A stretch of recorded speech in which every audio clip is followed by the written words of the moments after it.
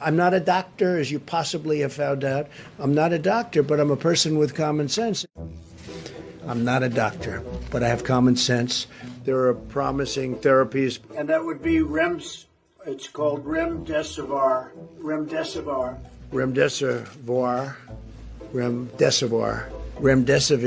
I don't want to get anybody overly excited, but I'm very excited by that. So you have remdesivir, and you have chloroquine, and some people would add to it hydroxychloroquine. That's a drug that the president has directed us to take a closer look at. We want to do that in the setting of a clinical trial, a large, pragmatic clinical trial. And I say, try it. Take it. I really think they should take it. In fact, I might do it anyway. I may take it. I've seen things that I sort of like. So what do I know? I'm not a doctor. I'm not acting as a doctor. I'm saying, do what you want. Hydroxychloroquine and the Z-Pak, I think, is a combination, probably is looking very, very good. I'm not totally sure what the president was referring to. If you really want to definitively know if something works, that you've got to do the kind of trial that you get the good information. Why should we be testing it in a test tube for a year and a half when we have thousands of people that are very sick? The vaccine does have to be tested for a long period of time because you can't give, thousands, millions of people a vaccine and it turns out to be dangerous. It's tested in the sense that it doesn't kill you. What we don't know is when you put it in the context of another disease, whether it's safe. Fundamentally, I think it probably is going to be safe. But I like to prove things first. I'm not a doctor.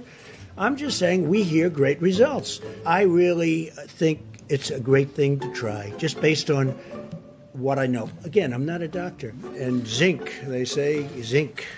You should add zinc. So you add the zinc. Dr. Fauci said there is no magic drug for coronavirus right now, which you would agree. I disagree. Maybe and maybe not. Maybe there is, maybe there isn't. I feel good about it. That's all it is, just a feeling. I'm a smart guy. I feel good about it. I like this stuff. I really get it. People are surprised that I understand it. When somebody is very sick, they go to a doctor, go to a hospital, they record it, they're very sick, and then they live or they don't live. The people that are sick are going to a doctor or they're going someplace and they're going to say, make me better.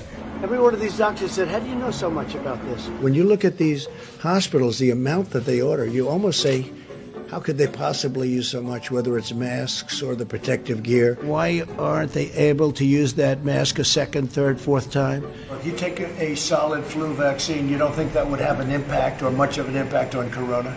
No. Probably not.